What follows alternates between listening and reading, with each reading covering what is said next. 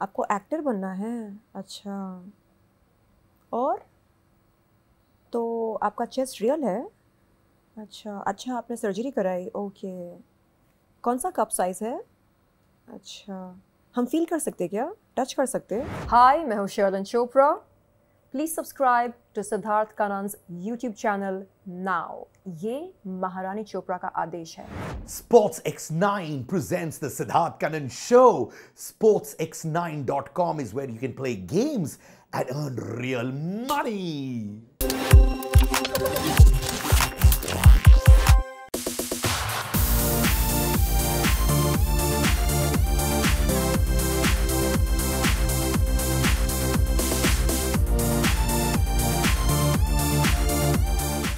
देखिए, एक बगल में ग्लास है, दिखाइए glass Sherlyn.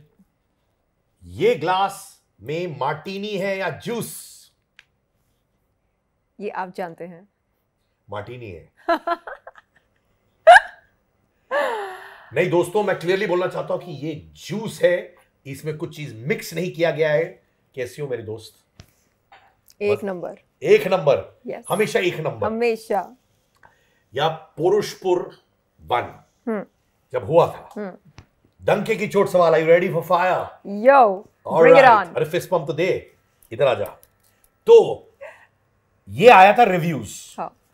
People termed it as too much sex scenes with less story. ये रिव्यूज आया था उसका कि ज्यादा सेक्स सीन्स है, स्टोरी बिल्कुल है नहीं। ओके। उस आरोप पे क्या कहना है तुमको? आप ऐसा नहीं कहेंगे। पुरुषपुर 2 में ज्यादा ये है, फुल ऑन सेक्स। माने पूरा सेक्स है, भरपूर। आपको शिकायत का मौका नहीं दिया जाएगा। तो माने स्टोरी है ही नहीं। सेक्स के अंदर स्टोरी है। अच्छा, स्टोरी के अंदर सेक्स नहीं है। ठीक है, जो लोग चाहिए थे आपको ओपनली क्लैरिफाई कर दिया शर्लिन ने। तो जब ये सेक्स सीन्स करती हैं आप, हाँ। एक्चुअल होता है क्या कि बनावटी होता है? बनावटी कैसे करते हैं? नहीं होता ना यार, फिल्मों के लिए करते हैं ना लोग। बनावटी करते हैं? हाँ, जैसे बेडशीट के अंदर बस एंगल के लिए, वैसे टाइप्स। शिट, ऐसा भी होता है? ये मैंने सोचा था बाबा, मैं आपसे पूछ रहा हूं। ये मैंने एक्चुअल सेक्स सीन्स हुए इसमें। मतलब फेक कैसे करते हैं मुझे नहीं पता। अरे लोग जैसे लड़का लड़की, लड़की लड़की, लड़का लड़का, जो भी है, वो बेडशीट में जाते हैं और दिखाते हैं, बस कैजुअल है पर होता नहीं है वैसे। शिट, असली में कर डाला। वो ऐसा क्या? Oh my God. आप देखिएगा, आपको समझ में आएगा। देखो, मुझे फेक करना आता नहीं ना, ये है दिक्कत। आपके ट्रेलर में आप कहते हो कि रोमांस, जुनून और प्रतिशोध से भरी कहानी है पुरुषपुर 2। प्रतिशोध का मुझे अर्थ बताइए। आप मुझे सिखा देना, मेरी टीचर, बताओ। प्रतिशोध मतलब बदला। बदला। बदला। प्रतिशोध। या ये बचन प्रतिशोध। बदला, ये बच्चन साहब के लंजो। प्रतिशोध, प्रतिष्ठा ना। कितनी रोमांटिक हो तुम रियल लाइफ में? रो रही हो क्या? शर्मा रही हूँ। शर्मा रही हो क्योंकि रोमांटिक हो कि नहीं हो? हद से ज्यादा। कितनी पैशनेट हो तुम? पैशन को शर्म आ जाए। अरे बाबा, तुम कौन से लेंथ तक जाओगे अगर किसी से रिवेंज लेना हो तो? माने किसी ने अगर तुम्हारा सिस्टम हिला दिया, तो कौन से लेवल तक जाओगी उसका सिस्टम हिलाने के लिए?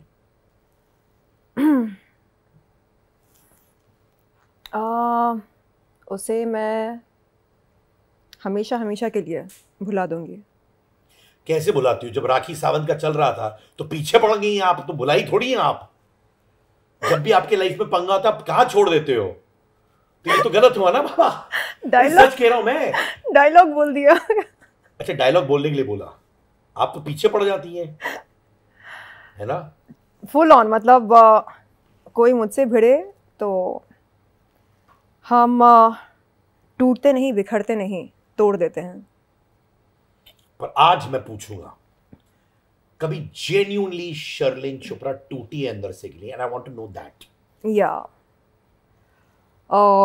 जब किडनी फेलियर हुआ था 2021 में, तब ऐसा लगा कि जाने का टाइम आ गया। फिर लगा नहीं, अभी तो एकता जी के साथ काम करना है और सेक्स सीन्स करने हैं और अद्भुत काम करना है बतौर एक अदाकारा, तो मैं नहीं जाऊंगी। और ज़िद पकड़ ली मैंने। डॉक्टर ने कहा कि सिर्फ 2 ही ऑप्शंस हैं, डायलिसिस या नहीं तो किडनी ट्रांसप्लांट। परिवार को इतनी मोहब्बत नहीं है मुझसे कि वो अपनी किडनी डोनेट कर दें, और डायलिसिस के लिए यहाँ छेद करते हैं, ट्यूब जाता है और हफ्ते में 3 बार जाना पड़ता है डायलिसिस के लिए। तो मैंने कहा नहीं नहीं, वो मगजमारी नहीं चाहिए लाइफ में। तो फिर बचा क्या, दवा और दुआ। और फिर जब 3 महीनों में ये कंडीशन किडनी फेलियर रिवर्स हुआ, तब मुझे एहसास हुआ कि मेरा पुनर्जन्म हुआ है और अब मुझे अपनी ज़िंदगी का एक दिन भी ज़ाया नहीं करना है। और वो तमाम सपने साकार करने हैं जो मैंने कभी देखे, जैसे एकता कपूर की हीरोइन बनना, एक बेहतरीन अदाकारा बनना और आपके साथ यहाँ बैठकर इंटरव्यू करना। दिल से बोलो शर्लिन जी। इतने साल रही आप इंडस्ट्री में, 2007 में आपने शुरू की थी, राइट? जी। तो देखा जाए 16 साल। जी। खुश हो अपने करियर से?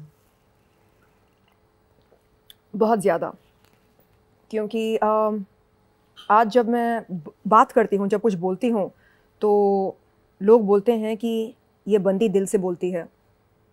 यहाँ बैठकर मैं ये नहीं कहती कि ओ मेरे पापा ये हैं, मेरे अंकल ये हैं, मेरी मामा, मेरी मम्मा, मेरे चाचा फलाने हैं, ये हैं, वो हैं। नहीं, मैं यहाँ पर बैठकर अपनी दास्तान बयान करती हूँ। मैंने क्या संघर्ष किया, मैंने क्या सहा, कितने लोगों ने मुझे ज़लील किया और कितने लोगों ने इस्तेमाल करना चाहा।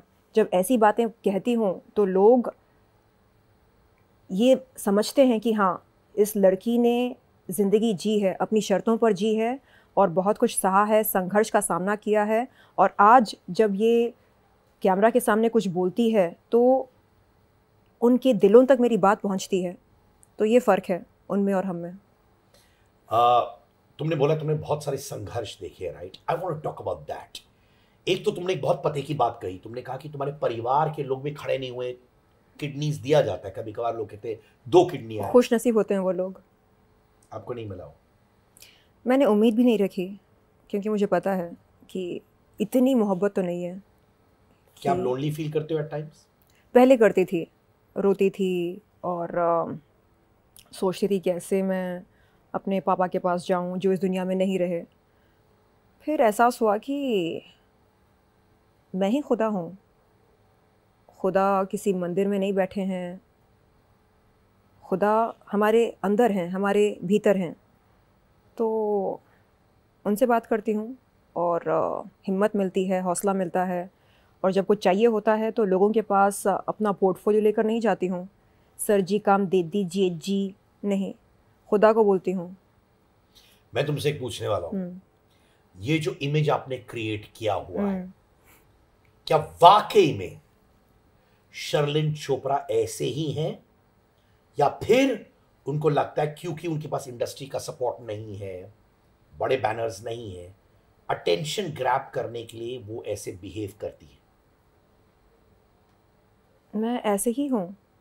आप कभी घर पर आकर मिलिए मुझसे, देखिए, तो या तो मैं कुछ पढ़ रही होती हूँ, या योगा कर रही होती हूँ, या किचन में खाना पका रही होती हूँ, या जिम में वर्कआउट कर रही होती हूँ। तो मैंने जानबूझकर दोस्त नहीं बनाए हैं, क्योंकि जो दोस्त थे वो चरस गांजा लेते थे और चाहते थे कि मैं उनकी तरह नशेड़ी बनूं, तो उनको मैंने दरकिनार कर दिया। अब बचे कौन, मेरे 2 डॉगीज़ छोटे छोटे, तो उनके साथ दिल बहलाती हूँ और वो बग़ैर किसी कंडीशन के मुझसे मोहब्बत करते हैं। मेरे लिए इतना काफ़ी है। कभी आपने सुइसाइडल फील किया? कई बार। और मेरे ख्याल से इट्स ओके। जो युवा पीढ़ी ये इंटरव्यू देख रही है, उनको बता दूं कि it's okay to feel anxiety. In fact अभी 2 दिन पहले मैं बहुत ज़्यादा एंग्शियस फील कर रही थी यानी टप टप टप टप आंसू गिर रहे थे। और मैं परेशान हो गई, मुझे लगा क्या हो रहा है ये, क्यों मैं इतना इमोशनल फील कर रही हूँ। फिर एहसास हुआ कि इट्स ओके, ठीक है ना, आंसुओं पर हमारा कोई ज़ोर नहीं होता। अगर वो बहना चाह रहे हैं उन्हें बहने दो, अगर एंग्जाइटी आ रही है आने दो, अगर कुछ ऐसे थॉट्स आ रहे हैं जो ज़िंदगी से मेल नहीं खाते, जो खुदा की सोच से मेल नहीं खाते, उनको आने दो, रेजिस्ट मत करो, आने दो जाने दो, रेजिस्ट मत करो, भाव मत दो। तो लोग इसको एक बहुत बड़ा मुद्दा बनाते हैं, अरे वो एंग्जाइटी फील कर रही है, एंग्शियस फील कर रही है, अरे उसको डिप्रेशन हो गया, अरे चल माल फूकते हैं, डिप्रेशन गायब होगा। माल फूकने से क्या होगा? आपके पिताजी गुजर गए थे, रिसेंटली गुजरे? 2005 में। तो उसके बाद फैमिली में कौन कौन है जिनके साथ आप टच में थी? कोई नहीं। उन्होंने आपके साथ टच छोड़ दिया? मतलब माँ है, बहन के ससुराल वाले हैं, भाई है, भाभी है, बट मेरी बातचीत नहीं होती है किसी से। कितने साल से नहीं हुई है? एक लंबे अरसे से नहीं हुई। मिस करते हो उनको?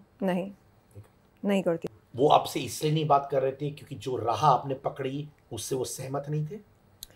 नहीं, कभी धर्म को लेकर, कभी प्रोफेशन को लेकर, कभी रीति रिवाज को लेकर। तो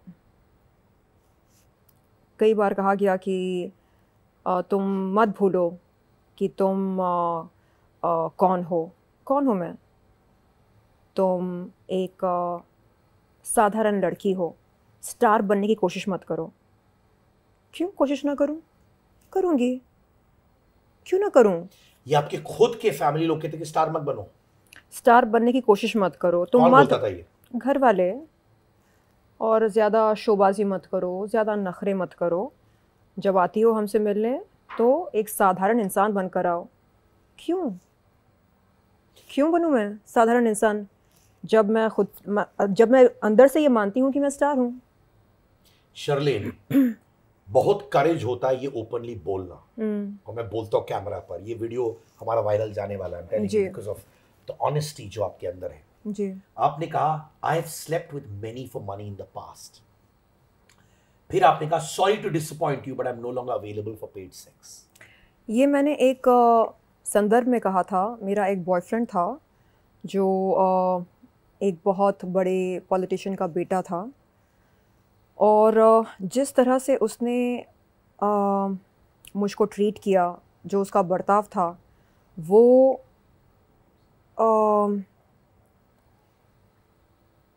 ऐसा था कि मुझे लगता था कि वो जो कुछ कर रहा है मेरे लिए सिर्फ़ और सिर्फ कुछ पाने के लिए कर रहा है, यानी जिस्मानी ताल्लुक़ात रखने के लिए।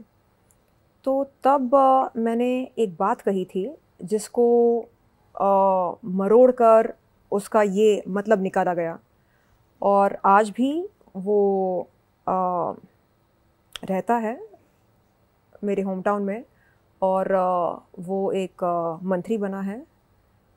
और आज भी जब मैं प्यार, इश्क, मोहब्बत के बारे में सोचती हूँ तो मुझे वो दिन याद आते हैं जब उसके साथ मेरी दोस्ती हुआ करती थी और उसकी मैं प्रेमिका हुआ करती थी। लेकिन जिस तरह से उसने मेरे साथ एक बार नहीं, दो बार नहीं, बार बार लगातार बर्ताव किया, उससे बस यही एहसास होता था कि वो सिर्फ़ और सिर्फ जिस्मानी ताल्लुक़ात रखना चाहता है और उसके बदले मुझे गिफ्ट्स मिलते हैं। तो यही मतलब निकाला मैंने अपने उस रिश्ते का। आप मिस इंटरप्रेट हुई थी, ऐसा जी, नहीं था कि आपने सेक्स किया पेमेंट के लिए? जी बिल्कुल। तो मैंने ये कहना चाहा कि जब किसी लड़की को या महिला को जिस्मानी ताल्लुक़ात के लिए कोई कॉम्पेंसेशन मिलती है, वो जिस तरह फ़ील करती है ना, बिल्कुल वैसा ही मैं अनुभव कर रही हूँ अपने इस रिश्ते में। क्योंकि वो ठीक तरह से बात नहीं करता था और हमेशा ईगो में रहता था कि हाँ, मैं फ़लाने का बेटा हूँ, और फलाना कौन है, एक टॉप लेवल का मिनिस्टर है, पॉलिटिशियन है, तो मैं उसका बेटा हूँ। तो धीरे धीरे समझ में आने लगा कि मैं कभी उसकी प्रेमिका थी ही नहीं। तो फिर मैंने क्या वो आप अभी रिश्ता, उनके साथ टच में हैं? टच में तो नहीं हूँ, लेकिन हाँ मुझे पता है कि अब अपने बाप की तरह वो भी एक मिनिस्टर बन गए हैं। एक और, शर्लिन पहली इंडियन महिला है जिन्होंने न्यूड पोस्ट किया for the Playboy cover page. उसके बाद सुनने में आया कि ह्यूग हेफनर जो ओनर है प्ले बॉय के, उन्होंने आपको डील ऑफर की for Playboy cover in exchange of having sex with him at the age of 86 जो वो थे। और सुना कि आपने रिफ्यूज किया। पहले वो ऑफर आया कि नहीं आया वो? ह्यू हेफनर एक बहुत काबिल बिजनेसमैन थे, और मेरे ख्याल से हमें उनके बारे में इस समय बात नहीं करनी चाहिए क्योंकि अब वो जीवित नहीं रहे जी।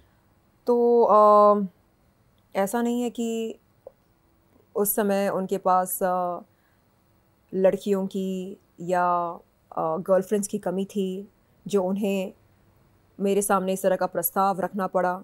बिल्कुल नहीं, उन्होंने इस तरह की कोई बात नहीं रखी मेरे सामने।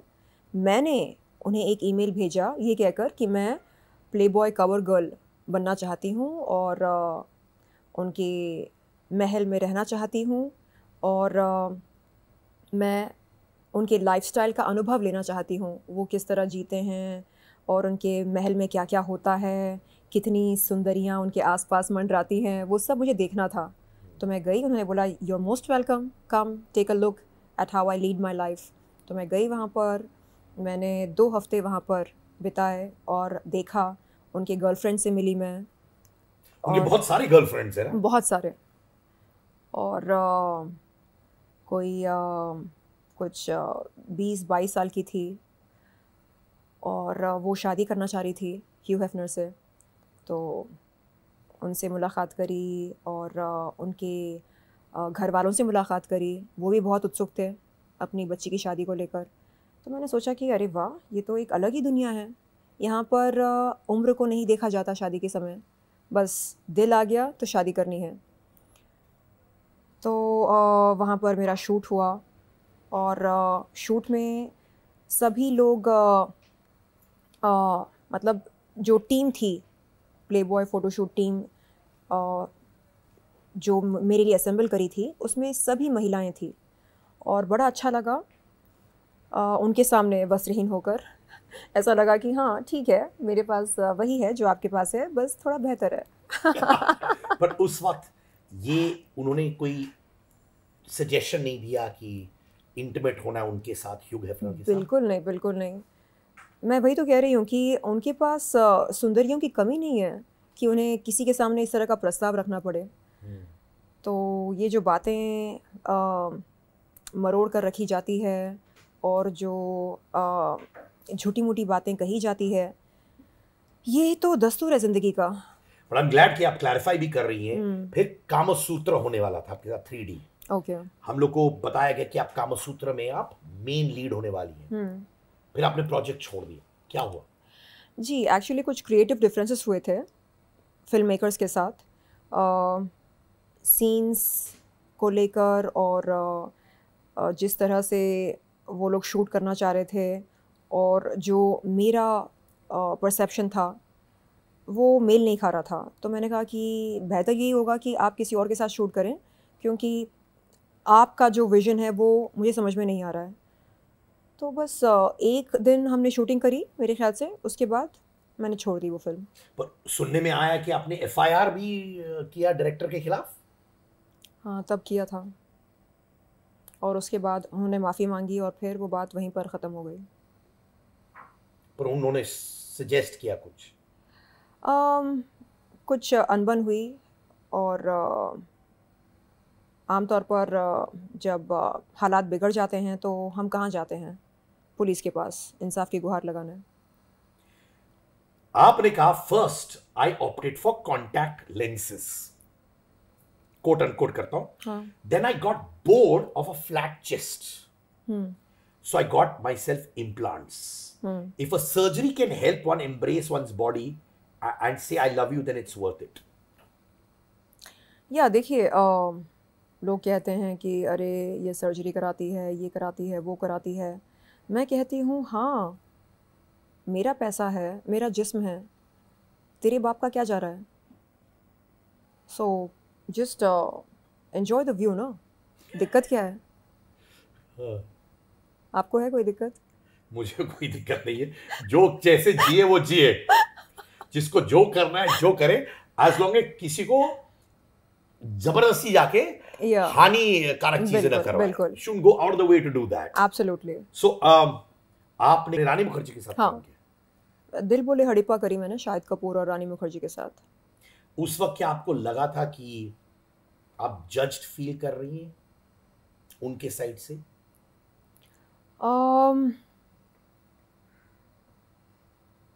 हमेशा से मैंने खुद को एक आउटसाइडर ही माना, और अब मैं समझती हूँ कि आउटसाइडर इनसाइडर ऐसा कुछ नहीं होता है, बस एक अच्छा एक्टर और एक बुरा एक्टर होता है। नहीं, पर क्या उन लोगों ने आपको वेलकम किया? जैसे कहा जाता है ना फिल्मों के सेट पे, ये एक्ट्रेस है, रानी है, शाहिद है, क्या आपको वेलकम फील किया? क्या आप लोग जनरली बैठ के खाते हैं साथ में? नहीं नहीं, आमतौर पर सबका अलग अलग स्पेस होता है, सबकी अलग अलग वैनिटी वैन होती है, और सब अपने अपने वैन्स में चिल करते हैं। तो दोस्ती नहीं हो पाई उस वक्त? नहीं, बस प्रोफेशनल एक्टर्स की तरह hello hi. Did you feel judged by them? नहीं, क्योंकि मैं सिर्फ सीन परफॉर्म करने अपने वैन से बाहर निकलती थी, और जब मेरी ज़रूरत नहीं हुआ करती थी सेट पर, तो मैं ख़ुद को वैन में अच्छे से वैन में चिल करती थी। और तब मेरे ख्याल से मैं इंट्रोवर्ट हुआ करती थी, लोगों से बात करना, ताल्लुकात बढ़ाना, और उनसे हालचाल पूछना, उन्हें अपने हालचाल बताना, ये सब मुझे नहीं आता था। ये कब सीखा आपने? मेरे ख्याल से जब से आपके इंटरव्यूज़ देखना शुरू किया मैंने। अरे गर्ल्स ऑन फायर। हाँ, तो अब समझ में आ रहा है कि हाँ, चिल करो तो आपकी तरह। YRF के साथ काम करना, हाँ, हर इंसान के दिमाग में एक पिक्चर बन जाता है। YRF की लड़की, थर्मा की लड़की, अब YRF की लड़की ऑलमोस्ट थी। हाँ, आपने भी पेंट किया एक पिक्चर अपने माइंड में, अब यहाँ से वहां जाऊंगी, वहां से बिल्कुल बिल्कुल बिल्कुल। ये कर क्या दूंगी, वो कर दूंगी, चीर दूंगी, फाड़ दूंगी। और जब नहीं हुआ तो हमने आत्मचिंतन किया, और हमें समझ में आया कि ख़ुद को इतना मजबूत करो कि किसी के पास जाकर हाथ या पैर फैलाने की नौबत ना आए। बस पहले मैं अपना पोर्टफोलियो लेकर लोगों के ऑफिस पर जाकर दस्तक दिया करती थी। एक्सक्यूज़ मी सर जी, काम दीजिए जी, सर जी मेरा पोर्टफोलियो देखो जी। और फिर वो लोग पोर्टफोलियो देखने के बहाने बदतमीज़ी करते थे। फिर समझ में आया कि नहीं, ये तरीका गलत है। हम भीख नहीं मांगते, हम सर जी नहीं बोलते, हम बस बैठते, आंखें बंद करते और दुआ मांगते। वो कौन सी चीज़ें जो आपके साथ हुई, जो आप कहते हो कोई भी यंग लड़की या यंग लड़के के साथ ना हो जो इंडस्ट्री से बाहर है, जो आप कहते हो उनके साथ चाहे जो भी हो जाए प्रेम उनके साथ ना हो? जी बिल्कुल।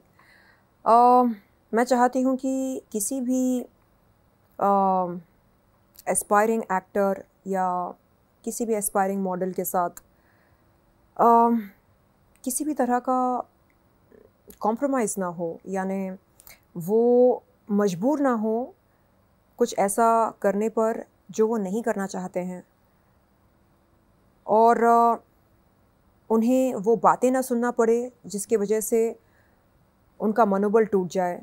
जैसे अगर कोई आपसे कहे कि अरे आप में वो बात नहीं है, नमक नहीं है आप में, अरे नमक नहीं आपको बोला गया? हाँ, तो उस नमक की मैंने बहुत तलाश करी।